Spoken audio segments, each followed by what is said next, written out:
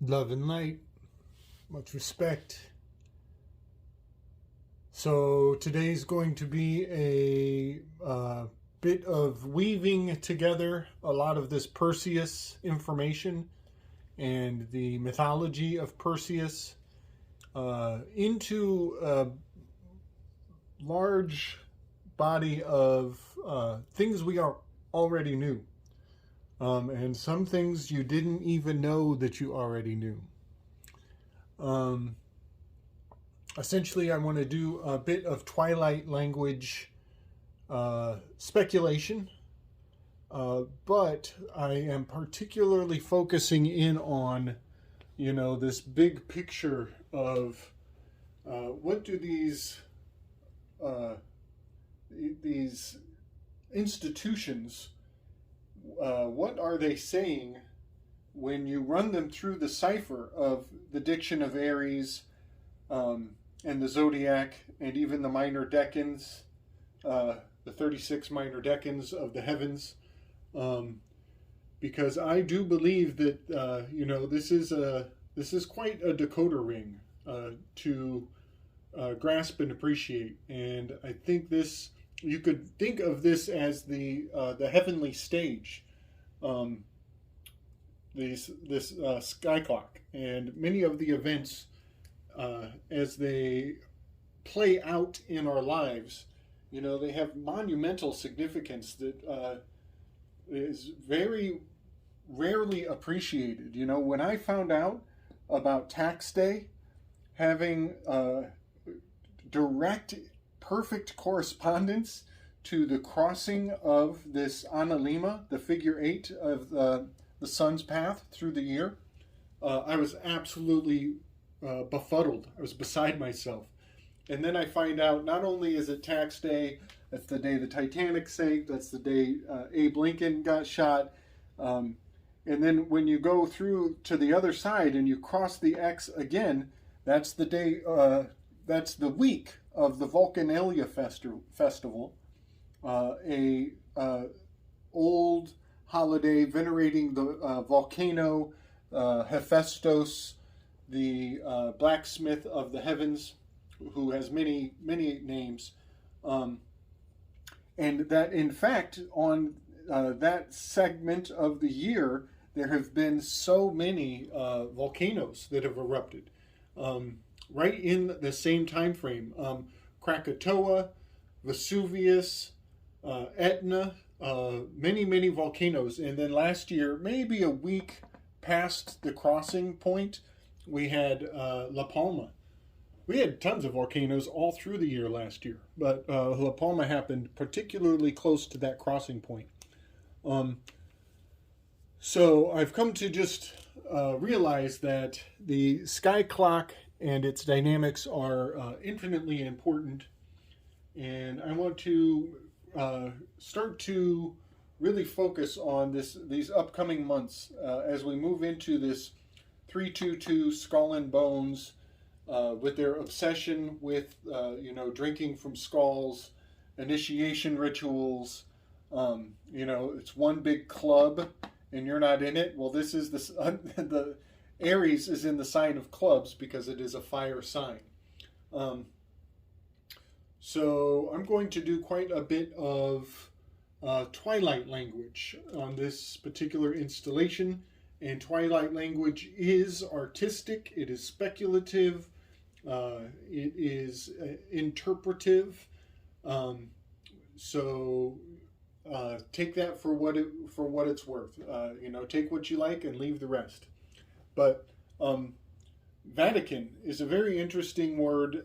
It translates to the divining serpent, and this is very telling, as we know that Rome had an entire wing of their government, an infallible agency known as the readers of the auguries. The readers of the auguries would read the entrails of snakes. They would, if they saw a wolf in the city, it had very powerful and profound meaning, and they would make very, what we would consider today, rash decisions based on these the interacting with natural phenomenon. Also, there is the reading of the flight patterns of birds. That's an aspect of reading of the auguries. And Christopher Knowles, big up, man. He dropped a really interesting comment recently about if the Roman commander or emperor would trip on the stairs, that they would call off entire battles, entire military campaigns, just because the emperor tripped or stumbled. Well, that fucking happened last year. Joe Biden trips on the stairs, and a couple weeks later, we're pulling out of Afghanistan. So I want to point out that the readers of the auguries, they had a master of ceremonies.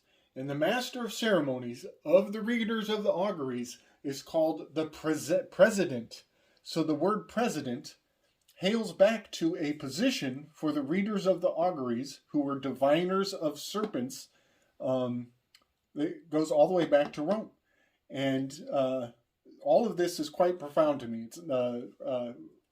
It's very rewarding to know these aspects of history and culture because they seem to have reflections in our lives today.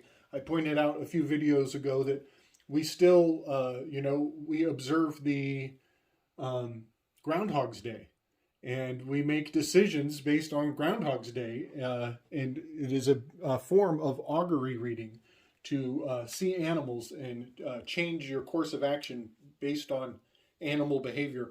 Also, when Neo sees the cat in the hallway and he says, "Oh, I just had a moment of deja vu," and the whole crew is like, "Oh shit, you just had deja vu? That means there's a change in the simulation." Well, that's reading of the auguries, that moment where the cat walks past the doorway twice.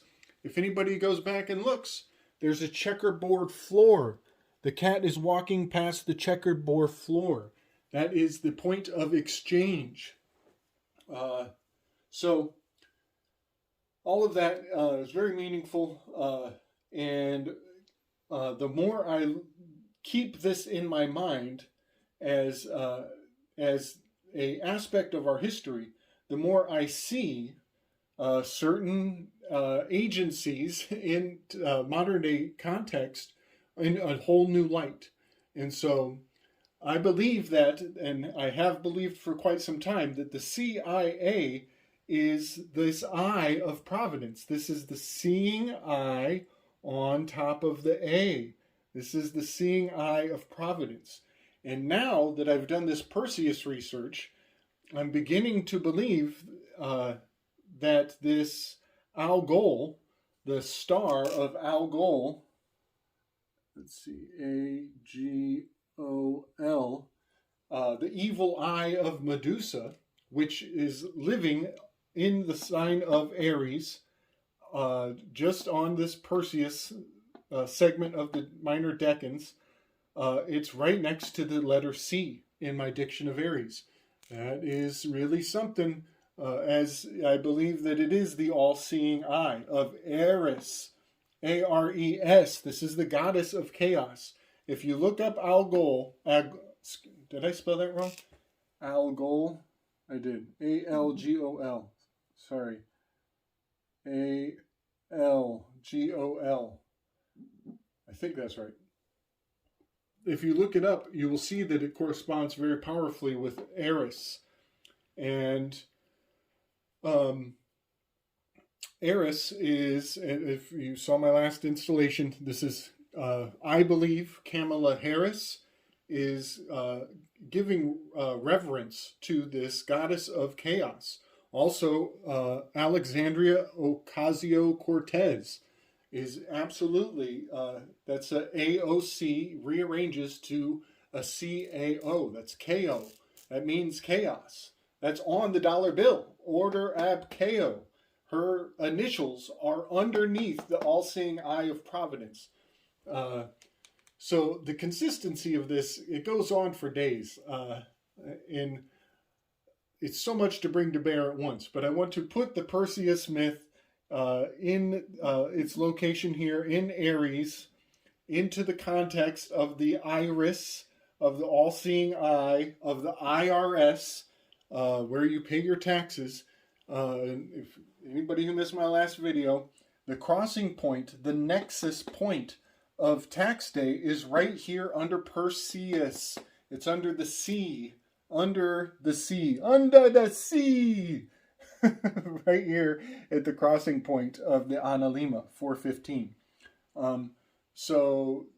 This location is of utmost significance, in my opinion, and all of what I'm about to say comes to bear right in that location at the crossing of the big snake in the sky. You know, you could think of this Vatican divining serpent. You can think of this as the serpent that they're dividing. They're cutting it open as it splits and over itself. Very, very powerful signs and symbols here. So the CIA, I actually read that agency's full name a little differently than everybody else. And I just want to say, maybe other people have seen this in their life, but have you ever noticed that when you use the phrase CIA, people's eyes seem to glaze over and they have some sort of knee-jerk reaction where they go into suspended disbelief, where they are suspended in their disbelief in everything you say that around the word CIA becomes utter fiction. It's as though they don't believe the CIA exists. It's as though they believe that it's only the thing of movies.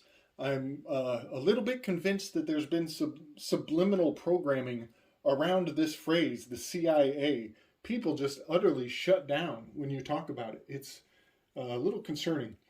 So I read this not as Central Intelligence Agency. I read that phrase as sea entrails and tell a jin's agency. This is the divining serpent. They are hailing back. They are signaling back to the original masters. Essentially revealing that there is not a discrepancy between these societies, that they are all in the same club and we're not in it. And very little is actually organic. I think almost 90% of what happens in the world today is utterly scripted, part of a planned, full spectrum dominance, if you will, controlled opposition. You know, all these buzzwords. They all come into context when you see the consistency of these behind the scenes agendas. So, agendas. Another phrase from the movie Matrix that's really interesting to look at is, I do not see coincidence, I see providence. This was Morpheus's line when his ship was destroyed, when the vessel that he rode in on was burnt up and blown up. And this one really gets me because what I see in this phrase is the seeing eye of the CIA of the eye of providence.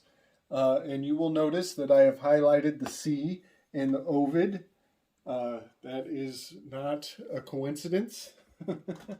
And the more I see Ovid, the more I look at the ingredients of the heavenly cauldron, the dynamics of the sky clock, the more I realize how everything truly is scripted to an amazing degree.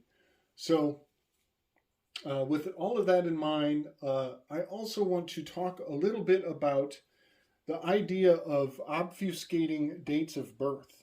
You know, John Dee was thrown in jail because he, deciphered the Queen's birthday and revealed not only her good days for making decisions, but he also revealed inadvertently her bad days for decisions. So by doing her astronomy, he revealed her weakness, and he got put in prison. He was punished for that. And this tells us that on very elite levels, the aspects of astrology are incredibly significant to them at the highest orders that we are uh, aware of. So that's very powerful. And now in England, all of the queens, they all celebrate their birthday on the same day. They have a decoy birthday that is dedicated for anybody who wants to venerate the queen. All the queens, no matter what day they were actually born, they all have the same day to observe their birthday as a decoy. And their actual birthday is probably kept on the down low. And that's very significant. I also see George Washington's birthday just came by on 2/22, February 22nd. This is not a coincidence because 22 is a master builder number. Everybody knows that. But February relates to the word fabricate, to make. And if you ever see pictures of George Washington, he has that mason's awl in his hand, and that is to say that most of his mythology is a fabrication. So I believe that is a decoy birthday for George Washington, and we may never know his actual birthday. Well, this is has correspondence to the story that Ross Ben actually brings forward. And I would love to talk to Ross Ben someday. I've got a million questions for that fella. But Ross Ben has a very interesting story about Benjamin Franklin initiating the birth date of this nation under that Parliament building with just a couple of the signers of the Declaration at 3 a.m, thereby putting the birth date of the nation in an occulted position, where everybody else who looks at history on the mainstream surface level, they believe that it happened 12 hours later. It happened under the light of day, under a whole different sign. And this is amazing. This is very, very significant because the bullseye is the target. It always has been all along. And so the occulted birthday of America is here under Auriga, where the pentagon, the shape of the chariot rider, is located in the heavens, just off the one horn of the bull. And this is just so meaningful. Something that Mario Garza has brought to my attention, is the fact that Target is kind of riding on that egregore, that living idea, and people are buying in on it, supporting it, backing it unknowingly, giving it energy. And Target's animal, their mascot is the bulldog, with that one eye covered in the bullseye. And this has significance that a lot of people may not appreciate. I do believe that all of this is pointing to the targeting of JFK and in general the targeting of sovereignty in America. It is taking out the foundation by indicating that they are in the know of the occulted birthday of the nation. But all of it ties into this DC. If you missed my last video, you might want to go back. But the DC, we're talking about Washington, DC. We're talking about this nexus point. We're talking about the bullseye, the target, the weak spot. So today I was looking at JFK's birthday up here in Gemini. Very interesting because his brother, Gemini, is the brothers, the twins. His brother's death day was days after JFK's birthday. And wouldn't you know, just typical of the twins, imperfect correspondence, almost perfect correspondence. Down here, we have RFK's birthday, and JFK's death day is just a day or two after. Right here at the point of Ophiuchus, the 13th sign, being 13 being a very powerful occulted symbol. Ophiuchus from many videos back. So that kind of brings everything into bear that I wanted to present today in this video. I'm going to share a meme that I made a while back with the 9/11 towers before they were taken down. You can actually see the sunlight shining right through them as though they were made out of paper mache, indicating that they were probably designed for easy collapse. But I'm trying to go by memory as to what my meme was, but essentially it had to do with the fact that many generations have gone through the public education system. And in that process, there was a Pavlovian response drilled into our consciousness. In that Pavlovian response is whenever we heard a certain sound, we would pack up our books, change the subject, and stop thinking and move on in our lives. And that sound that we were programmed to hear was the bell ding. When you hear the bell ding, you change the subject and you move on in your life. Well, the bell ding sure sounds a lot like the word building. And this is where I do believe that certain words, certain phrases are triggers that we have been taught to glaze over, shut down, self-lobotomize, and think no further. There is quite a mind control program built into so much of our culture. It's amazing. And it is very typical of MK Ultra to have certain words that we are programmed to get activated, to be triggered, and another word to shut us down and bring us back into modulated mental stasis. So that's all I got today. Give me some comments.